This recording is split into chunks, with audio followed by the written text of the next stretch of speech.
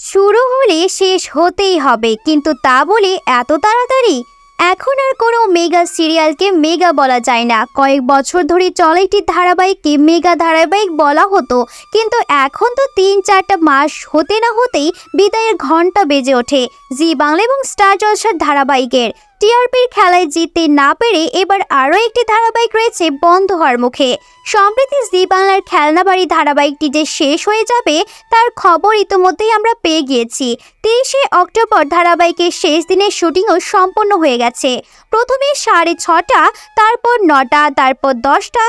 বারবার time slot বদলে যাওয়ার ফলে জনপ্রিয়তা কমে এসেছিল এই ধারাবাহিকের। অবশেষে জানা গেল অচিরেই বন্ধ হতে চলেছে খেলনাবাড়ি। এবার খেলনাবাড়ির জায়গায় চলে এলো গৌরী এলো।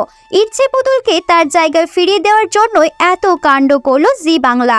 ইচ্ছে পুতুল ধারাবাহিকের সঙ্গে গৌরী এলো ধারাবাহিক একেবারেই পেরে উঠতে পারছিল না, তাই রাত 10টায় পাঠিয়ে দেওয়া হয় এই ধারাবাহিককে। কিন্তু গৌরী এলো ধারাবাহিকের ক্ষেত্রেও ঘটে গেল ঠিক একই ঘটনা। বারবার টাইম স্লট পাল্টানোর ফলে দর্শকদের কাছে ধারাবাহিকের জনপ্রিয়তা কম হতে শুরু করে, ফলে এবার বন্ধ হতে চলেছে এই ধারাবাহিকটিও। গৌরী এলো ধারাবাহিকটি বন্ধ নিয়ে কথা বলেন ঈশান ওরফে বিশ্বরূপ বন্দ্যোপাধ্যায়। বিশ্বরূপ বলেন, হঠাৎ করেই এই ধারাবাহিকটি বন্ধ হয়ে যাওয়ায় স্বাভাবিকভাবেই আমাদের সকলের মন খারাপ। এক্ষুনি অন্য কোনো চরিত্রে অভিনয় করার কথা চিন্তা ভাবনা করছি না। একটি চরিত্র শেষের পর অন্য একটি চরিত্রে নিজেকে ভেবে নিতে কিছুটা সময় লাগে। আপাতত সেই সময়টা আবার চাই। এই মুহূর্তে নিজের গ্রাম পুরুলিয়ার নিজের মানুষের সঙ্গে কিছুদিন সময় কাটাতে চাই।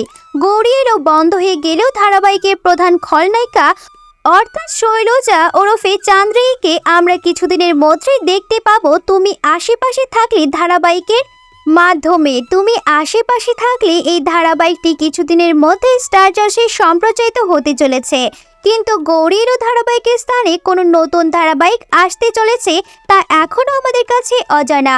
প্রসঙ্গত তুমি আশেপাশে থাকলে ধারাবাহিকটি একেবারে নতুন একটি গল্প নিয়ে তৈরি করা হয়েছে।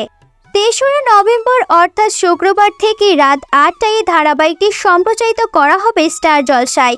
বাংলা মিডিয়াম ধারাবাহিকটি বন্ধ হয়ে যাওয়ার পর এই নতুন ধারাবাহিকটি আসতে চলেছে তার জায়গায়। তুমি আশেপাশে থাকলে ধারাবাহিকের হাত ধরে প্রথম ওয়েব সিরিজের সুপরিচিত মুখ অঙ্গনা অভিনয় করতে চলেছেন ছোট পর্দায়। একই সঙ্গে রোহন বহুদিন পর ফের ছোট পর্দায় ফিরে আসতে। প্রিয় দর্শক, ভিডিওটি কেমন লাগলো তা কমেন্ট করে আমাদের জানাতে ভুলবেন না। ভালো লাগলে অবশ্যই লাইক দিন আর শেয়ার করে আপনার বন্ধুদের দেখার সুযোগ করে দিন। নিত্য নতুন সেলিব্রিটিদের আপডেট নিউজ পেতে আমাদের চ্যানেলটি সাবস্ক্রাইব করে আমাদের পাশেই থাকুন। প্রিয় দর্শক, আজ এই পর্যন্তই।